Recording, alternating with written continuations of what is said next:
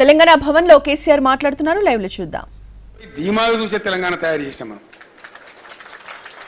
Yes, definite గా గ్రామీణ ఆర్థిక వ్యవస్థను మొత్తం పరిపుష్టం చేసాం.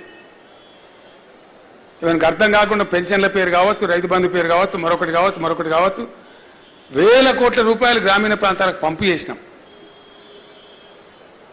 ఎంత బాగా ఉండే మన పల్లెలు, ఎంత అద్భుతంగా తయారైనుండే. హరితహారం చెట్లతోని, పల్లె ప్రకృతి వనాలతోని, క్రీడా ప్రాంగణాలతోని, పల్లె బాట పట్టణ బాట, పల్లె ప్రగతి పట్టణ ప్రగతి కార్యక్రమాలతోని ఎంత మంచి గ్రామాలు తయారైనుండే. ఇండియాలో ప్రతి గ్రామ పంచాయతీకి ట్రాక్టర్న రాష్ట్రం లేదురా అంటే ఒక తెలంగాణ. ఇండియాలో ప్రతి ఊర్లో పార్కున్న రాష్ట్రం ఏదిరా అంటే తెలంగాణ.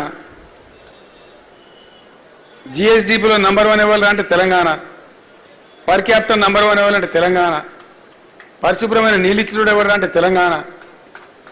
నిరంతరంగా 24 గంటల కరెంట్ ఇచ్చినోడు ఎవరు అంటే తెలంగాణ. ఇట్లా ఎన్ని నంబర్ 1 ఉన్నాం మనం, అన్నీ ఉన్నాం. అయినా అప్పుడప్పుడు కొంత విషపు గాలి వస్తుంది.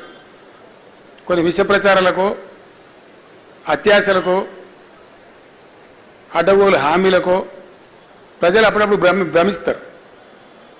ఆ భ్రమలోనే అనుకోకుండా కొంత శాతం అటు జాపిన చెయ్యి 1.8%తోని మనకి ఎన్నికల్లో డిఫీట్ వచ్చింది. అది ఒక మాట నేను మీ అందరితో మనవి చేస్తా ఉన్నా. చాలా దృఢ సంకల్పం మనకు ఉండాలి. గులాబీ జెండా పుట్టిందే తెలంగాణ సమాజ రక్షణ కోసం. ఖచ్చితంగా గులాబీ జెండా పనిచేసిందే రాష్ట్రం తెచ్చే విషయంలో కానీ, ప్రభుత్వం నడిపే విషయంలో కానీ అదే పని చేసినాం. మనం ఇంకో పని చేయలే, డెడికేటెడ్గా చేసినాం. ఇప్పుడు కూడా మన కర్తవ్యం అదే ఉండాలని చెప్పి నేను మీతో కోరుతా ఉన్నా. ఈ దశాబ్ది ఉత్సవాలను పురస్కరించుకొని రేపు కూడా మనం పనిచేయవలసింది ఏంది? రాజకీయం అంటే, పాలిటిక్స్ అంటే మేము అధికారంలో ఉంటేనే పాలిటిక్స్ అనేది తప్పు. రాజకీయం ఒక నిరంతర ప్రవాహం. ప్రజలు ఏ పాత్ర ఇస్తే ఆ పాత్రలో పనిచేయాల్సిందే. ఒకసారి పవర్లో ఉండొచ్చు, ఒకసారి అపోజిషన్లో ఉండవచ్చు, కానీ పని చేస్తూ ఉండాలి. అప్పుడే ఆ సంస్థకు విలువ ఉంటుంది, ప్రజాక్షేత్రంలో గరిమ ఉంటుంది. కాబట్టి ఎట్లా ఉన్నా ప్రజల కోసం పనిచేయడమే మన కర్తవ్యం. 100కు 100% ఈరోజున్న ప్రభుత్వం వేసే తిర్రిమొర్రి వేషాలు, వాళ్ళు పాల్పడుతున్న చర్యలు నాకే చాలా ఆశ్చర్యంగా ఉంది. మొత్తమే కరెంటు లేని తెలంగాణ నేను ముఖ్యమంత్రి అయినప్పుడు ఉండే. ఘోరమైన కరెంటు బాధ. దాన్ని బాగా చేసినాం, 9 ఏళ్ళు నడిపినాం. అసలు అద్భుతం కదా. కరెంటు పోవడం అనేది లేకుండా మనం కూడా మర్చిపోయినాం. జనరేటరు, ఇన్వర్టరు, కన్వర్టర్లు అని మాయమైపోయినాయి. అటువంటి తెలంగాణ. మళ్ళీ వాళ్ళకి అదనంగా ఎన్టీపీసీ నుంచి 1600 మెగావాట్ల విద్యుత్ కూడా వచ్చింది. అయినా మళ్ళీ వాళ్ళ అశక్తత ఏందో, అసమర్థత ఏందో నాకు అర్థమైతే లేదు. నిన్న కూడా ఎక్కడో పట్టణంలో, హైదరాబాద్లో అర్ధరాత్రి పోయి రోడ్డు మీద జనం పోయి గడబడి చేశారు. ఏదో సిటీలో ఏదో భాగంలో. ఊళ్ళు కాదు నేను, హైదరాబాద్ సిటీలో కూడా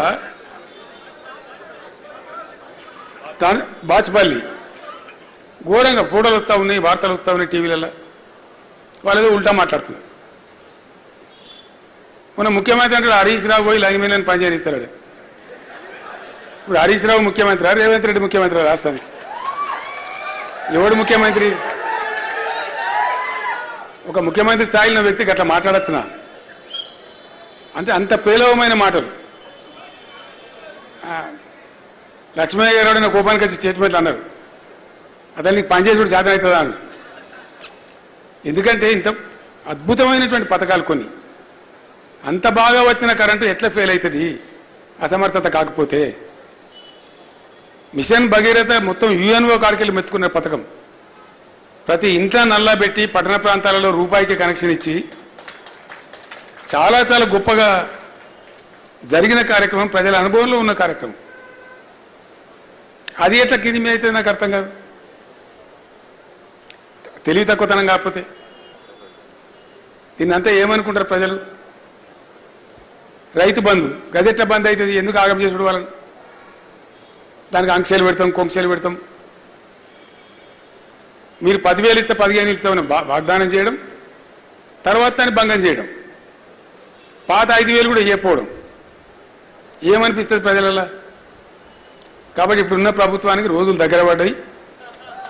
గ్యారంటీ మాట, ఎందుకంటే మెట్లు ఉంటాయండి. నువ్వు ఎక్కడ స్టార్ట్ చేస్తున్నావో పైకి పోతావు, దిగుడు స్టార్ట్ చేస్తే అడగతావు. గ్యారంటీ మాట, అది న్యాచురల్, దానిలో ఏం బ్రహ్మ పదార్థం లేదు. దాని పెద్ద సిద్ధాంతం ఉన్నది దాన్ని అర్థం చేసుకోవడానికి. వాళ్ళు స్టెప్ డౌన్ అవుతున్నారు, వాళ్ళు కిందికి అవుతున్నారు.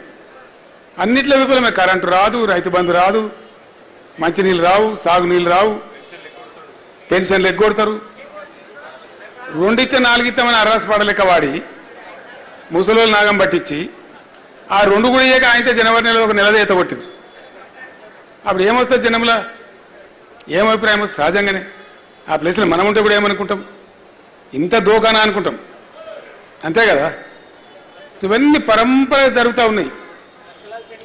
నిన్న ఇంకోటి ఏంటంటే, ఇప్పుడు ఆ రైతులు నిరంతరంగా ఉండ్రి 9 ఏళ్ళు పాపం. అంతకుముందేమో పోలీస్ టౌన్లలో పెట్టి ఎరువు బస్తాలు అమ్మిండ్రు, లాఠీ చార్జీలు చేసిండ్రు. మనం వచ్చిన తర్వాత 60 కష్టం పడి ఆ బాధ తీసేసినాం. ఎప్పుడు పడితే అప్పుడు ఏ రైతు ఎప్పుడు పడితే అప్పుడు పోయి ఇష్టం నన్ను కొనుక్కోవచ్చు, పోవచ్చు, అసలు ఆ పరిశాన లేకుండే. మళ్ళీ ఇప్పుడు పాస్ పుస్తకాలు అవేంటి ఆధార్ కార్డులు మన కార్డులు అన్నీ చెప్పులు లైన్లో పెడుతుండ్రు. చెప్పులు లైన్లో పెడుతుండ్రు కాబట్టి మీరే పెట్టుతుంటారు. ఇత్తనాలు కుళ్ళద్దరితో కూడా అటుపోతారు కానీ గిట్ట తరడన్నా. మనం దండం పెడితే కూడా చెప్పులు పెడతాడా? అంటే గింత చిలిపిగా గింత చిల్లరగా ఏదో ఇట్లా తీసి ఇట్లా మీరు అన్నారు కాబట్టి మీ మీదకి మళ్ళీ తిరిగి ఇస్తామన్నట్టుగా ఒక చీప్ పాలిటిక్స్తో మాట్లాడుతున్నారు తప్ప నిజంగా ఆ బాధ నివారించాలి, అట్లా జరగకుండా చూడాలి అనే సోయి తప్పిన ప్రభుత్వం ఉంది. ఇప్పుడు ప్రతిదాన్ని ఒక చిల్లర రాజకీయంగా ఉంది చూడు. అద్భుతమైన కార్యక్రమం తెచ్చిన మనం దళిత బంధు, దాన్ని నిలిపేసిండ్రు. మీరు 10 లక్షలు ఇస్తే మేము 12 లక్షలు ఇస్తామన్నారు. ఇలా దాని ఆతా లేదు, పతా లేదు, అడిగిన లేడు, పడుచుకున్న లేడు అని ప్రతి వాళ్ళ అందరి కోపం వస్తున్నది. కారణం ఏంటంటే ఒకళ్ళు కాదు, యావత్తు తెలంగాణ సమాజానికే మోసం. గీత కార్మికులు ఉండి మొత్తం